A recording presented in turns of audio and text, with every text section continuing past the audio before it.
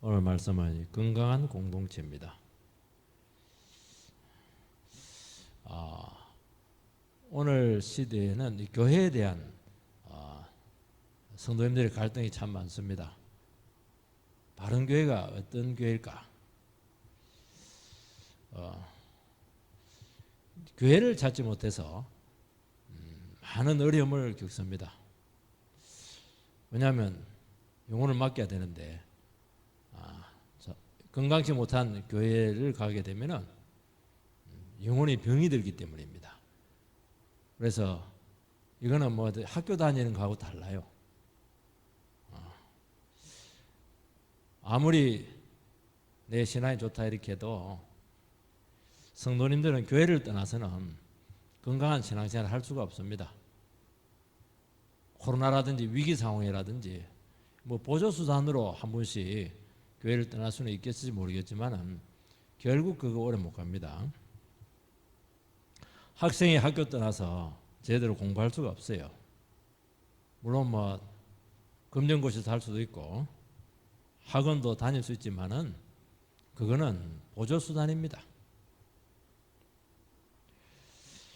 그래서 이 종말의 시대에 우리 신앙의 성패는 목사님을 잘 만나는 거 그런 것도 있겠지만은 그게 아니에요.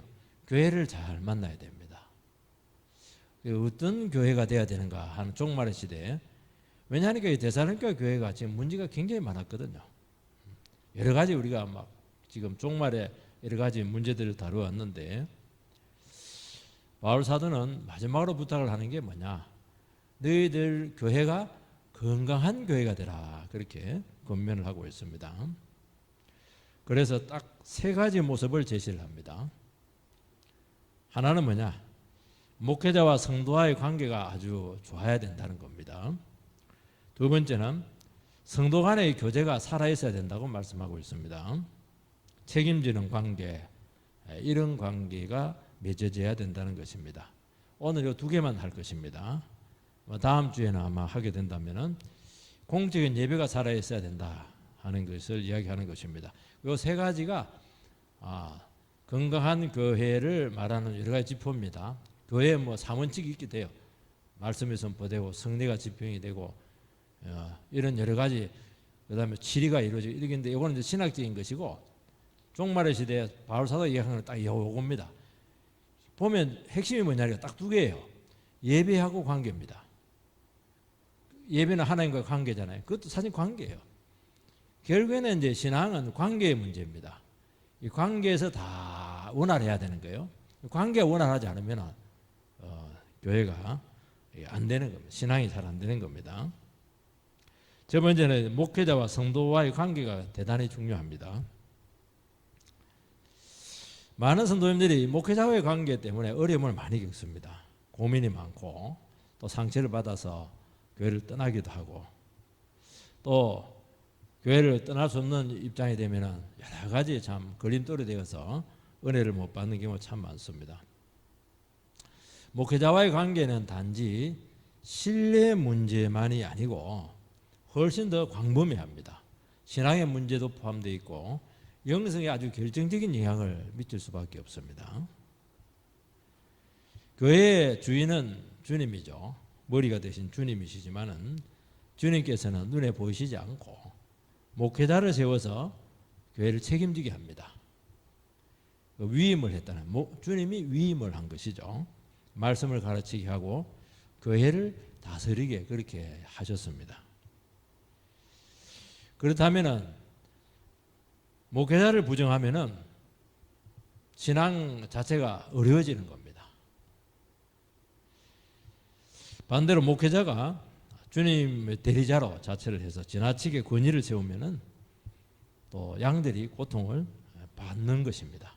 굉장히 이 관계 설정이 결코 쉽지가 않다는 것을 알 수가 있어요. 서로의 협력 관계가 돼야 된다는 겁니다.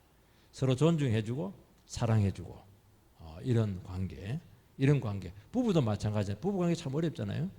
남편은 사랑해주고 아내는 남편을 존중해주고 이 두 개가 딱 맞아야 되거든요. 그러면 서로 잘 섬겨야 되는 겁니다. 각자 부르심을 인정하고 각자 주어진 사명을 감당하면서 마땅한 존경과 사랑을 주고받아야 돼. 이것이 안 되면은 신앙이 병들게 됩니다. 굉장히 이거는 단순히 그냥 어렵다 그게 아니고 신앙 자체가 굉장히 어려워지는 겁니다. 12절에서 13절 말씀을 보면 형제들아 우리가 너희에게 구하노니 너희 가운데서 수고하고 주 안에서 너희를 다스리며 권하는 자들을 너희가 알고 그들의 역사로 말미암아 사랑 안에서 가장 귀히 여기며 너희끼리 화목하라. 데살로니가 교회는 개척이 된 지 얼마 되지 않는 신생교회입니다. 바울 사도가 또 바울과 동력자들이 떠나고 나서 그게 새로운 책임자가 세워졌다는 것을 사도행전에 나와 있습니다. 아리스다고와 세군도 이 책임자가 세워지게 됐는데 바울처럼 이렇게 이미 충분히 준비된 종이라고 볼 수는 없어요. 그러니까 교회도 개척교회고 그 지도자도 아직 이게 온전히 준비가 되어 있지 않는 그런 상태죠. 바울 사도가 성도님들에게 간곡한 부탁을 한 것을 보면은 그 배경에 목회자에 대해서 불만이 있고 좋지 않은 생각을 가진 성도가 있었다는 것을 알 수가 있습니다. 그래서 목회자와의 관계를 가장 먼저 건강한 교회의 하나의 그런 표지로서 먼저 제시를 하고 있는 겁니다. 이게 굉장히 제일 어려운 문제였던 것으로 생각이 됩니다. 그러니까 존경은커녕 막 무시하고 그랬다는 것을 알 수가 있습니다. 반대로 지도자도 여기에 대해서 고압적인 자세로 막 거부감을 불러일으키기도 하고 그랬다는 것도 알 수가 있습니다. 두 가지 다 바르지 못합니다. 무시하고 존중하지 않고 인정하지 않는 것도 잘못되는 것이고 막 고압적인 자세로 막 그렇게 다그치고 그렇게 하는 것도 좋지가 않는 겁니다. 목회자와 성도는 잘 협력을 해서 교회를 같이 세워나가야 됩니다. 그래서 사도는 목회자에 대해서 잘못된 인식을 갖고 있는 그 성도님들을 향해서 또 교회를 향해서 목회자에 대해서 어떤 관점을 가져야 될 것인가 하는 것을 두 가지 길게 하면 세 가지 정도로 이렇게 해서 목회자에 대해서 이런 시각을 가지고 교회 생활을 하라 그렇게 가르치고 있습니다. 첫 번째는 목회자에 대해서 어떻게 생각을 해야 되냐면은 너희들 가운데 수고하는 사람이다 그렇게 말씀하고 있습니다. 12절에 보면 너희 가운데서 수고하고 있다 그렇게 말씀하고 있습니다. 이 수고한다는 것은 애쓴다 그런 뜻도 있겠지만은 단지 목회일을 한다 그게 아니고 원래 뜻은 뭐냐? 일용직 노무자가 건설 현장에서 땀 흘려서 지치도록 일한다. 이게 원래 수고한다. 이 말 뜻에 포함되어 있습니다. 대개 이제 목회자를 생각할 때 성도님들이 주일만 열심히 일하고 주중에는 쉬거나 여유를 부린다. 그렇게 오해를 하시는 분들이 굉장히 많습니다. 목회자의 일은 간단하지가 않습니다. 제일 어려운 게 뭐냐니까 말씀에 대한 문제입니다. 말씀을 준비하고 또 선포하는 일이 이게 사실은 목회 한 3분의 2 이상 거의 한 어떤 분은 자기는 90%까지 하고 10%를 갖고 목회한다 이런 말도 하기도 하는데 각자마다 다를 수가 있지만 이렇든 저렇든지 간에 하나님의 말씀을 맡은 자로서의 부담이 엄청나다는 것입니다. 요거는 완전히 진을 빠지게 합니다. 예. 그리고 주중에 성도를 돌아보고 전도하고 신방하고 상담하고 여러 가지 목회자는 정해진 게 없습니다. 그 주어진 모든 일들에 대해서 행정도 해야 되고 정치도 해야 되고 여러 가지 닥치면 어쩔 수가 없어요. 적은 교회 스스로 도리어 큰 교회가 좋을 수가 있어요. 많이 분업이 되어 있기 때문에 작은 교회는 보면 신생교회 같은 이런 데살로니가 교회 같은 목사가 다 해야 돼요. 운전도 해야 되고 심지어는 다 해야 됩니다. 사무도 봐야 되고 이렇게 하는 겁니다. 영혼을 상대하는 것은 고도의 에너지가 필요합니다. 도리어 월급 주고 이렇게 하세요. 이렇게 하는 것은 계약서상을 하면 되지만 이거는 영혼은 그렇게 간단하게 해야 될 문제가 아닙니다. 그리고 하는 일 자체가 내 이익이나 내 성취를 위해서 하는 것이 아니고 하나님께서 하라고 불렀기 때문입니다. 그러니까 이건 사명감으로 하는 겁니다. 목회를 하고 주의 일을 하고 하나님 나라 일을 하는데 사명감이 일단 빠지게 돼버리면 거기는 아무 열매가 없습니다. 사명감으로 하는 겁니다. 가장 고도의 사명감이 필요한 것입니다. 뭐 보상을 바란다든지 그렇게 한다면은 빨리 그냥 다른 일 하는 게 훨씬 낫습니다. 훨씬 돈 많이 벌고 더 존경받을 수가 있고 명예를 얻을 수가 있습니다. 그래 일의 성격이 굉장히 독특해요. 주의 종이다 이렇게 되는데 예수님을 대신해서 이 성도를 돌보고 섬겨야 됩니다. 그러니까 종은 자기를 위해서 일하지 않고 주인을 위해서 일을 하는 것입니다. 그러니까 양도 내 양이 아니고 주님의 양이죠. 주님의 양을 내가 목종이 되어서 대신 양육하고 키우는 겁니다. 내 걸 만들 수도 없어요. 주님께 그냥 갖다 바치는 겁니다. 그러니까 세상적인 관점에서 보면은 이게 별로 뭐 가치가 없습니다. 돈이 생기는 것도 아니고 명성을 얻는 것도 아니고 사람을 얻는 것도 아닙니다. 내 사람 아니에요. 내 사람 만들면 그거는 주님의 양을 빼앗는 그런 나쁜 겁니다. 그것을 싹군 목자다. 그렇게 하는 것입니다. 그리고 주목을 받아서는 안 되는 겁니다. 그렇지만은 실제 상황에서는 대단히 중요하고 이거는 특권적인 일이죠.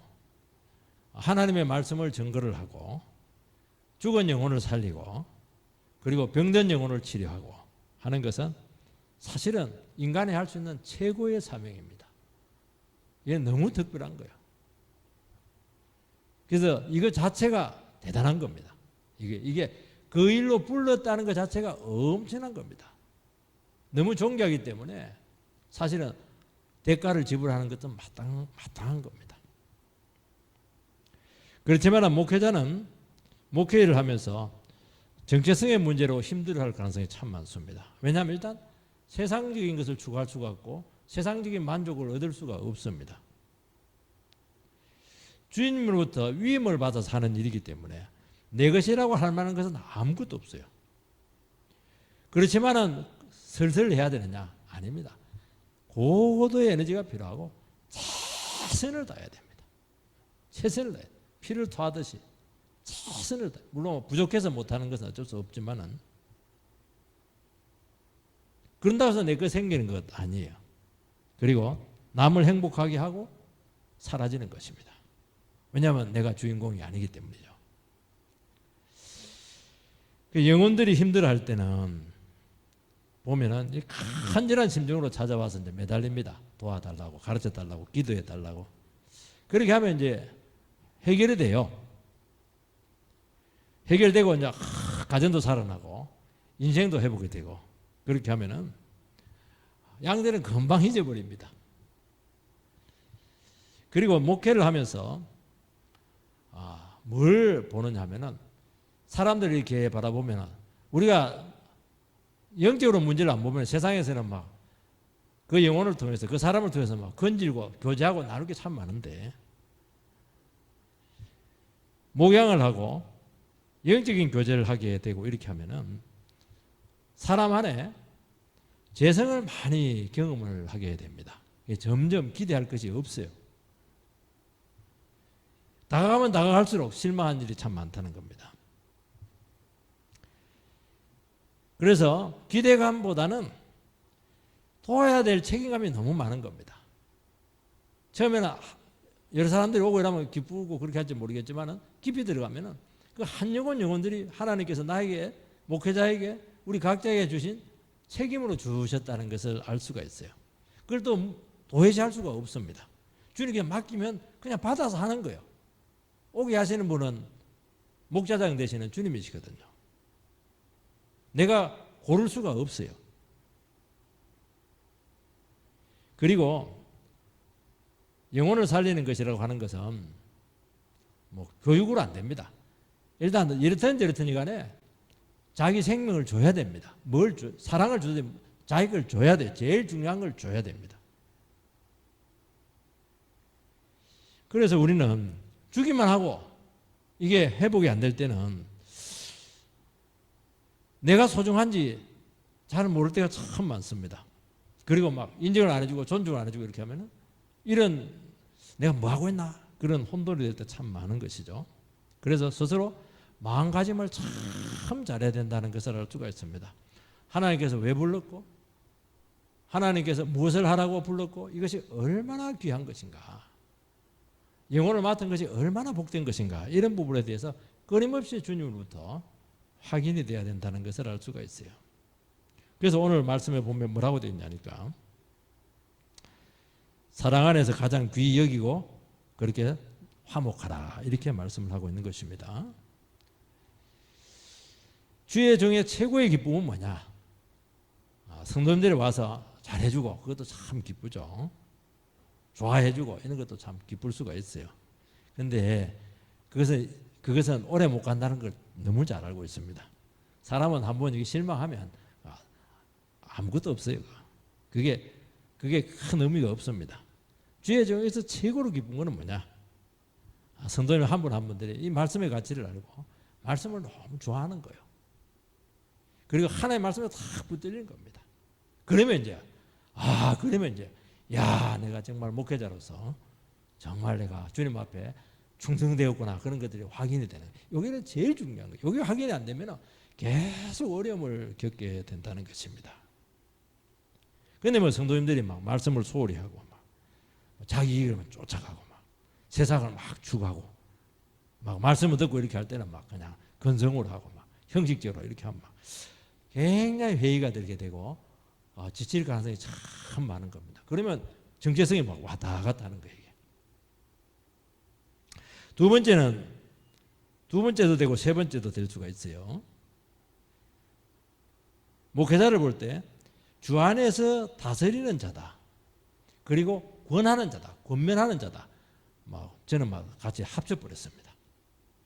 이 다스린다고 하는 것은 지배하고 군림하는 것이 아니고 온유와 겸손으로 양떼들을 이끌고 지도하는 것입니다.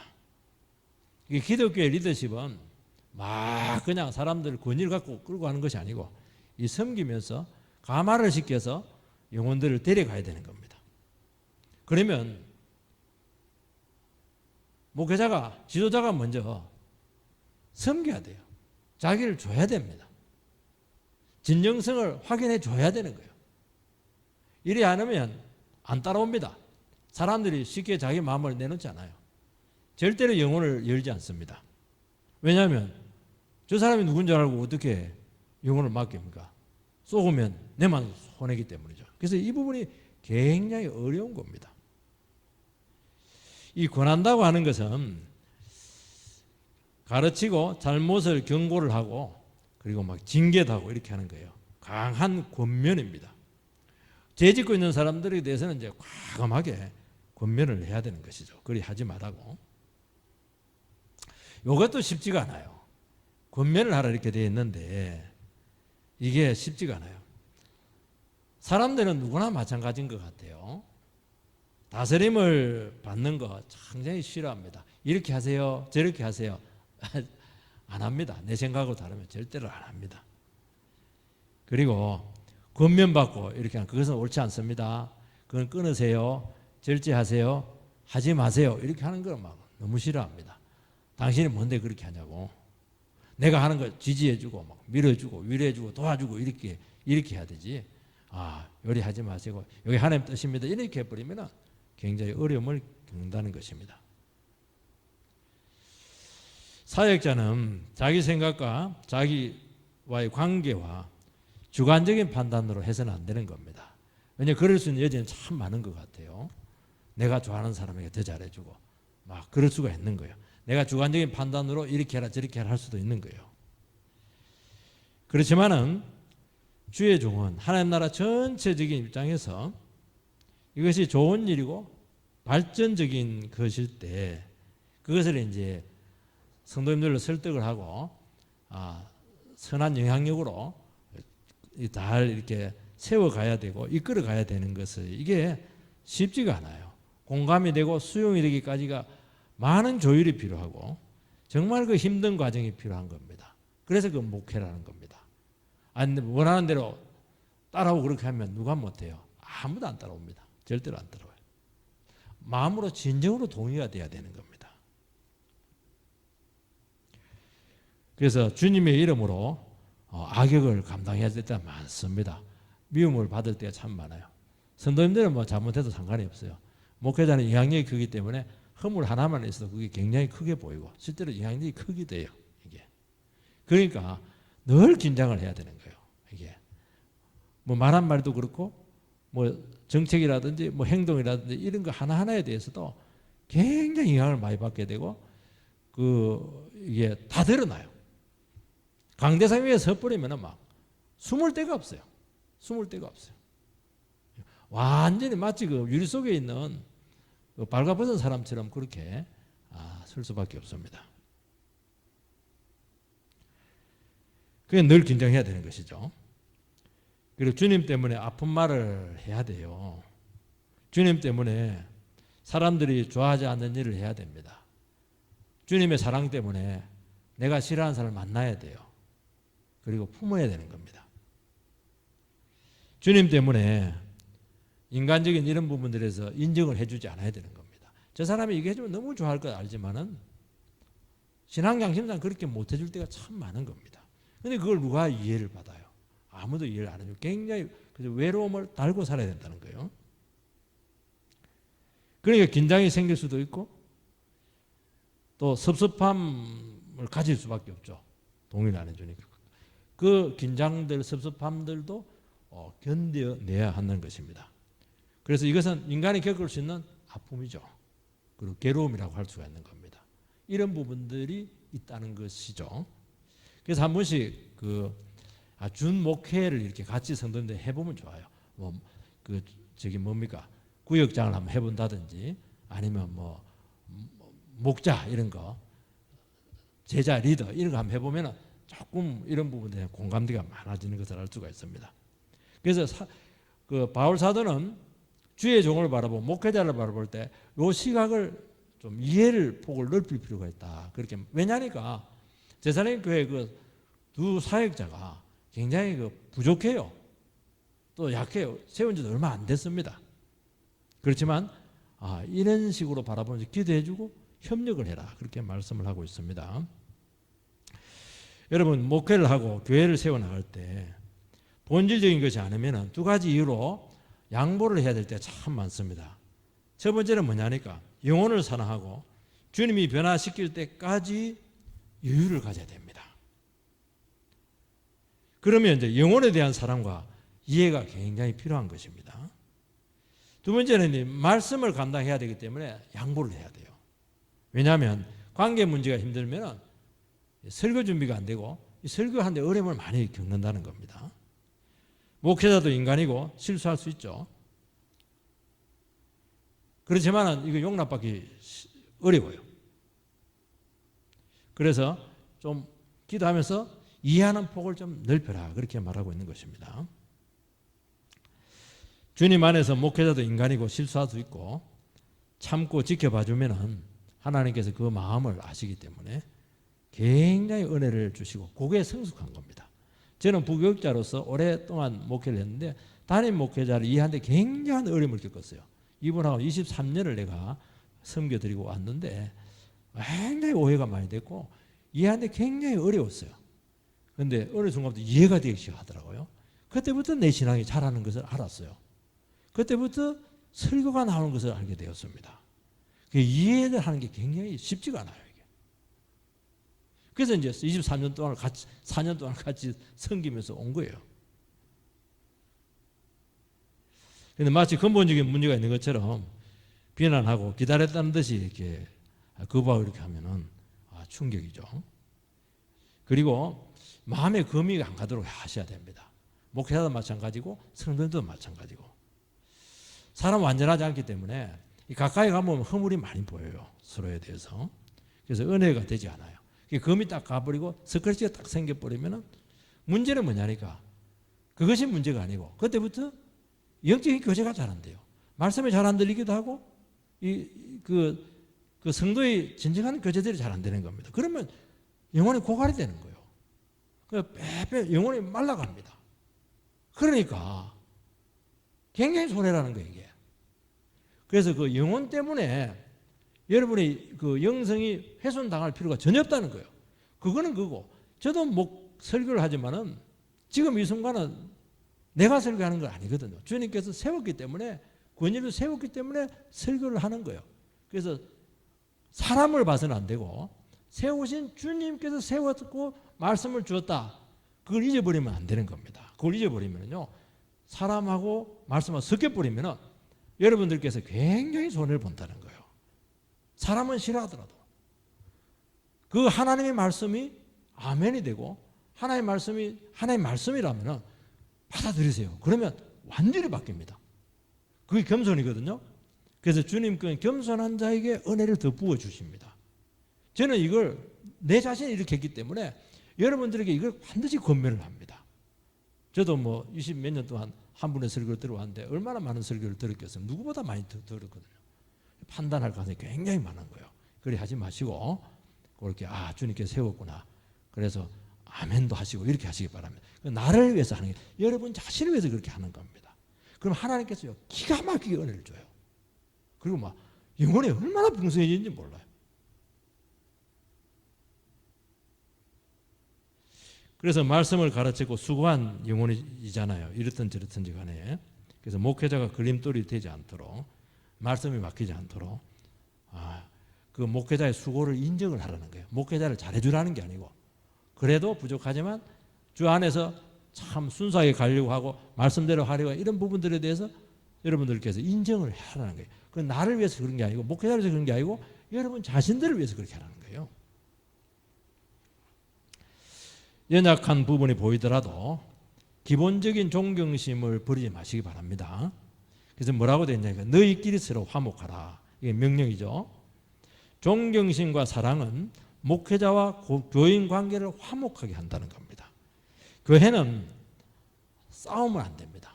교회 부흥은 설교 잘하는 게 아니에요. 설교 잘하는 것, 설교 아무리 잘해도요 긴장했고 싸우면 아무 소용 없어요.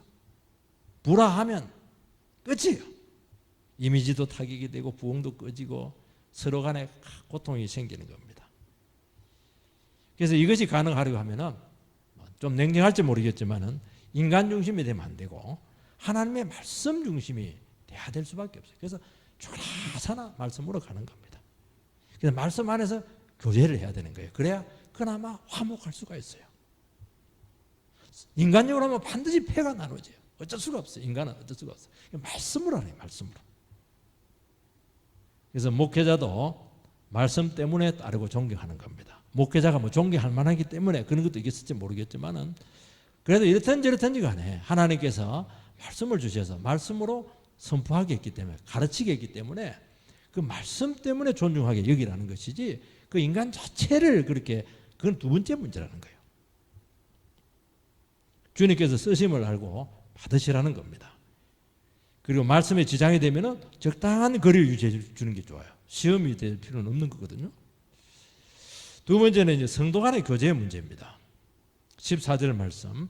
또 형제들아 너희를 권면하노니 게으른 자들을 권계하며 마음이 약한 자들을 격려하고 힘이 없는 자들을 붙들어주며 모든 사람에게 오래 참으라.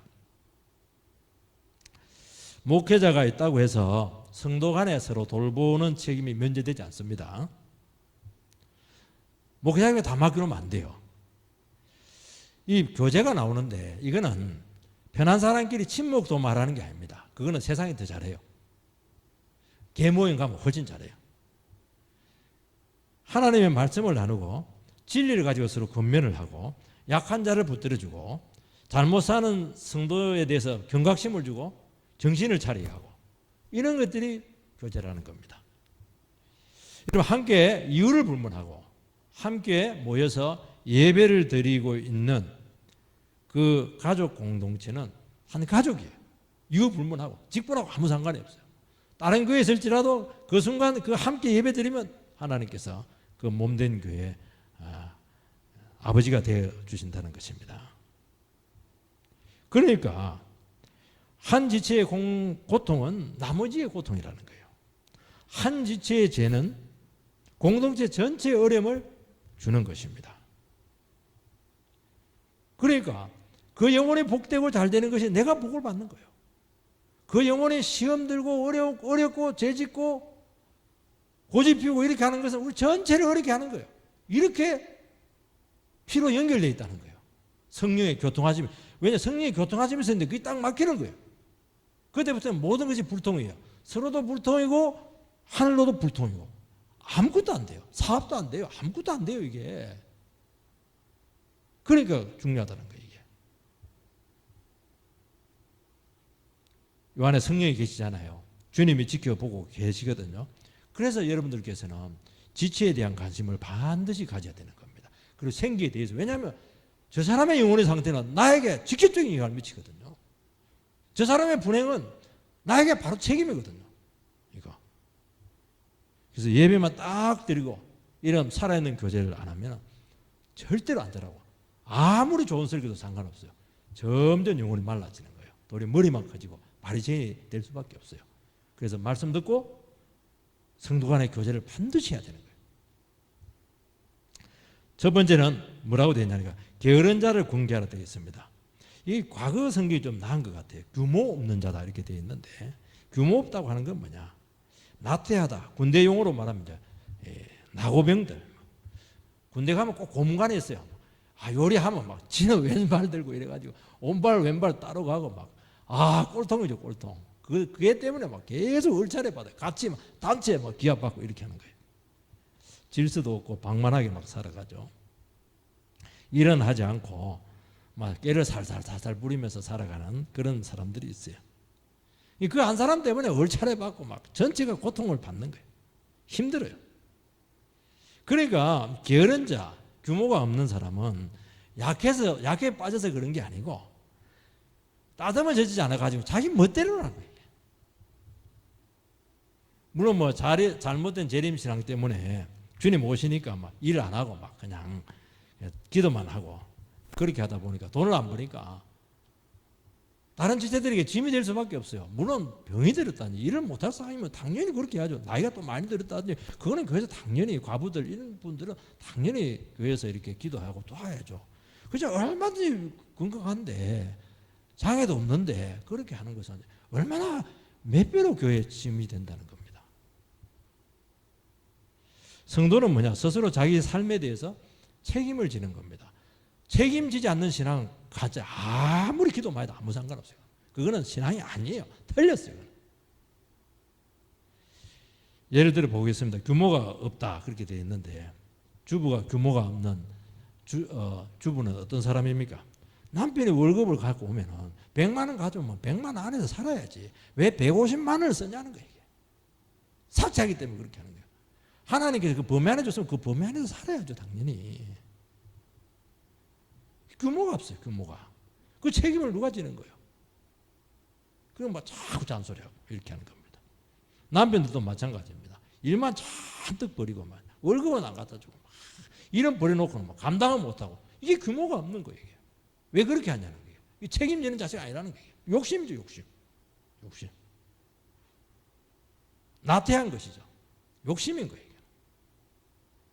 어떤 남자들은 막 야망 때문에 이 중독이 되어가지고 가정은 전혀 돌보지도 않고 막 그리고 막 더 중요한 것은 막 예배 생활이 안 되는 거예요. 심심함만 빠져버려요. 저도 이 공부를 열심히 해야 될 순간들이 있었습니다. 주님 관계를 소홀히 하고 막 하루 종일 공부했더니 막 벽만 쳐다보고 공부해도 얼마나 영혼이 침체되는지 몰라요. 저는 세상에서 막 열심히 일만 하시는 분들, 성도님들 중에서 예배 안 드리고 이분들이 얼마나 낙심하고 침체될까? 왜 살아가는가? 정말 저 스스로 막 혼동을 겪는다는 건 뻔한 거예요. 여러분 삶의 규모가 생기고 긴장을 가지고 부지런하려면 반드시 신앙 중심으로 돌아와야 되는 겁니다. 일을 뒤죽박죽으로 한다고 일이 되는 게 아니에요. 우선순위를 정해야 되는 겁니다. 중요도를 알아야 되는 거예요. 지금 주님께서 해야 될 것을 먼저 해야 되는 거예요. 그리고 주님께 도와주셔야 되는 거예요. 그게 삶의 가지치기를 팍 하는 겁니다. 여러분, 일을 버리는 게 중요한 게 아니고요. 가지치기를 잘해야 돼요. 열매를 맺으면 가지치기 잘해야 되거든요. 우리 여러분의 삶에 가지치기를 쫙 해버려야 돼요. 그거는 뭐냐? 신앙 중심이 될 때 그게 가능하다는 거예요. 눈에 보이는 일을 따라가면요, 정신없이 상황에 끌려갑니다. 불필요하고 엉뚱한데 시간과 힘을 다 낭비하게 될 겁니다. 열매는 없어요. 어떤 분들은 계획을 짤 때 내가 할 수 있는 모든 능력의 풀, 만땅 이렇게 짜는데 죽습니다. 그건 하나님 개입하지 말라는 거잖아요. 하나님께 개입할 여백이 없어요. 여지가 없어요. 여러분, 예배 중심이 돼야 되는 거예요. 그리고 신앙 중심이 되게 될 때 여백이 생기는 거예요. 일단 수요일 여백이 생기고 새벽에 여백이 생기고 여백이 생기는 거예요. 그러면 하나님께서 반드시 채우시고 상상하지 못한 풍성함으로 주는 겁니다. 여러분, 귀하고 풍성한 것은 하늘부터 오는 거예요. 여러분들이 노력해서 만들어지는 게 아니에요. 주님께서 하시는 그 일만 해도 주님께서 얼마든지 풍성하게 만들어 주겠다는 겁니다. 우리는 이익이 되면 막 전부 다 잡으려고 하는데 내 거 안 됩니다. 그거 나중에 다 잡아놓고 다 기아 내야 돼요. 중요한 거 한두 가지 제대로 하라는 거예요. 다 하면 다 놓칠 줄 믿습니다. 우리는 많이 벌어야 되고 내 발전을 위해서 할 수 있다 그렇게 하는데 안에 과감하게 끊어버리고 예배 중심으로 반드시 돌아오라고 그렇게 말씀을 하고 거기서 안정성이 오고 꾸준함이 나오게 되고 무슨 일을 해나갈 때 이게 참 할 만한 의미가 있어야 되는 것이지 왜 하는지 안 하는지 뭐 기계적으로 해갖고 되겠습니까? 하면 할수록 하나님께서 가치를 주고 잘했다고 그러고 힘주고 막 열매가 생기고 이렇게 해나가지 하나님 없이 막 열심히 한다고 해서 그게 되는 게 아닙니다. 내 삶이라고 해서 그게 내 삶입니까? 내 시간 아니잖아요. 나를 위해서 다 쓰는 거예요. 그러니까 규모가 없는 거예요. 이게. 두 번째는 마음이 약한 자를 격려하라고 말씀하고 있습니다. 봉선비로 담대하지 못하고 주의 압력에 쉽게 꺾이고 강한 자 앞에 서면 주눅이 드시는 분들이 있습니다.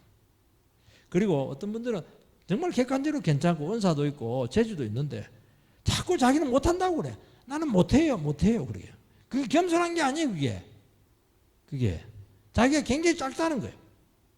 자신감이 없어서 그렇게 하는 거거든요. 이런 사람들은 굉장히 예민합니다. 그리고 쉽게 잘 넘어지고 넘어가지를 못해요. 쉽게 고민하다 시간 다 보내요. 고민하고 아무것도 안 해요. 이런 분들을 어떻게 대해야 되는가? 격려를 하라는 겁니다. 조심해서 대하라는 겁니다. 해줄 말이 너무 많아요. 왜냐하면 옳지만은 강하게 말하면 전부 다 도망갑니다. 먼저 마음을 붙들어주고 고민을 들어줍니다. 되게 사소한 문제인데 본인은 또 중요해요. 중요한데 사소한데도 중요하고 극복은 또 안 되는 거예요. 그러니까 굉장히 이게 약한 거예요. 마음이 약한 거예요. 예민한 거예요. 이게. 쉽게 마음이 무너지기 때문에 계속 격려를 해줘야 되고 자신감을 찾도록 그의 소중한 모습들을 자꾸 인정을 해줘야 됩니다. 그게 피곤하고 힘들어요. 그러니까 이런 사람들이 많다는 거예요. 교회는 할 말 또 하고 또 하고 또 하고 막 미쳐요. 이거 가족도 아닌데 안 들어주면 또 삐껴버리고 말이지. 그렇지만 공동체가 당신을 그래도 소중하게 여기고 있고 사랑하고 있다는 것을 계속 확인을 시켜주라는 것입니다. 참 놀라워요. 교회는 너무 놀랐습니다.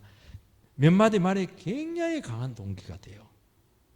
관심 있는 격려가 굉장히 자신감을 가지게 하거든요. 사람들은 자기를 생각하면서 아주 긍정적으로 생각하는 사람이 있지만은 그것도 너무 긍정 생각 좋은 거 아니에요.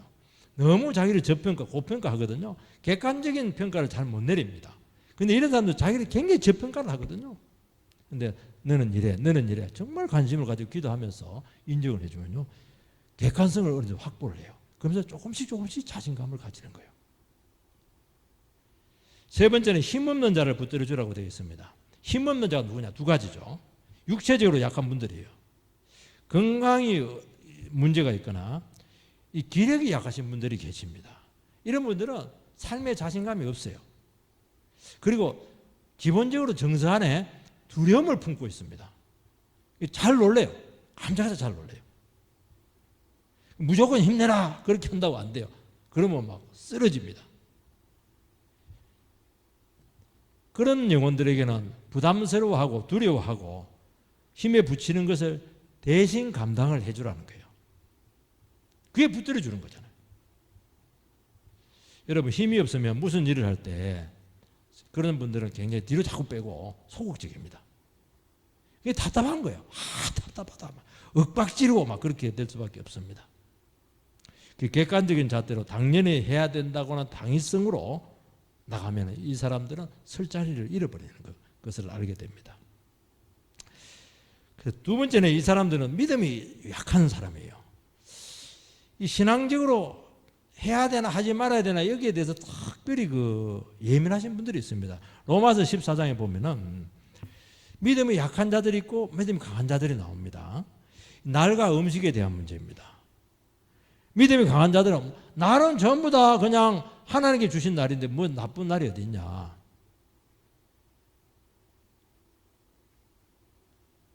음식은 하나님께 주신 것인데 뭘 가리냐. 그런데 믿음이 약한 특히 유대인들이죠. 이 사람들은 뭐 음식을 다 가립니다. 먹을 수 있는 음식, 먹을 수 없는 음식.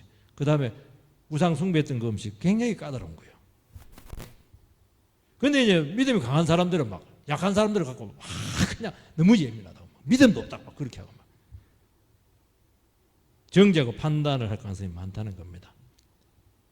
약한 자를 위해서 덕을 위해서 가하지만 하지 말라 그렇게 말씀하고 있습니다. 우리 신앙을 가지신 분들 중에 의외로 징크스가 많아요. 그리고 액땜 이런 것들 굉장히 따집니다. 그걸 막 과감하게 떨쳐야 되는 거야. 우리는 빨간 날, 현충일날 이런 데 결혼해버리고 막 그렇게 3.1절날 이때 그냥 해버리고 이렇게 해야 돼요. 특히 뭐 윤달 이럴 때 우리는 뭐 그때 엄청 싸요. 이럴 때 딱 깨뜨리게 만드는 겁니다. 여기 보면 이제 오래 참으라. 그래서 여러분들 성도 간의 교제에서 최고로 중요한 게 뭐냐? 참아야 돼요. 오래 참아줘야 돼요. 못 참아요. 오래 참으라는 거예요. 여기 오래 참으라 이것은 이제 사람에게 사용되는 단어를 이야기합니다. 인내는 좀 달라요. 인내는 이제 상황을 참는 겁니다. 여기서 말하는 오래 참으라 이 단어는 사람을 참아주는 거예요. 공동체에 보면 적응도 못하고 까다로운 영혼들을 참아라는 겁니다. 정말 다루기 어려워요. 요구사항이 너무 많아요. 너무 실망스러운 부분이 많은 분들이 있습니다. 예민해요. 무례해요. 아무 데서나 큰 소리 치고 한 번 마이크 잡으면 계속 이야기를 해요. 자기 말만 해요. 참 참기 힘들고 견디기 어렵습니다. 당장 정지해주고 끊고 싶죠. 그러나 교회는 병든 영혼들을 치료하는 곳이죠. 그래서 영혼 치료 기간이 굉장히 길기 때문에 무한히 기다려야 됩니다. 이런 분들 때문에 기도하고 또 자기 자신을 바라보게 되고 막 인내 테스트를 받을 거예요. 당장 끝내고 싶고 저런 사람 없으면 좋겠다. 큰일 납니다. 그렇게 하면 안 돼요. 주님도 우리 보고 막 너 막 말 제대로 안 듣고 이렇게 하는데 너 꺼져버려 이러면 어떻게 하려고 그래요. 네가 헤아리는 대로 내가 헤아려 주겠다 그 말이에요. 내가 다른 사람들을 잘 헤아려 주면은 주님도 너를 헤아려 주겠다는 거예요. 나는 이해를 안 해주고 헤아려 주지 않고 이러면서 판단 내리고 끝내버리고 이렇게 하면서 주님께서 나에게도 헤아려 달라고 다른 사람에게 헤아려 달라고 그건 말이 안 되는 거예요. 내가 자꾸 헤아려 줘야 돼요. 그러면 하나님께서 반드시 역사합니다. 어떻게 해요? 100% 반드시 영혼 건지는 거잖아요. 이런 문제가 심각한 사람들 건져놓으면 상이 얼마나 큰데요. 우리는 길 것 같은데요. 사실은 내 마음의 준비가 되어 있으면 안 길어져요. 이상하게 쉽게 바뀌어요. 한순간에 바뀐 게 너무 많아요. 그러니까 교회는 기적의 공동체라는 거예요. 그렇게 해서 우리가 주님 안에서 온전히 세워지게 되기를 주의 이름으로 축원드립니다.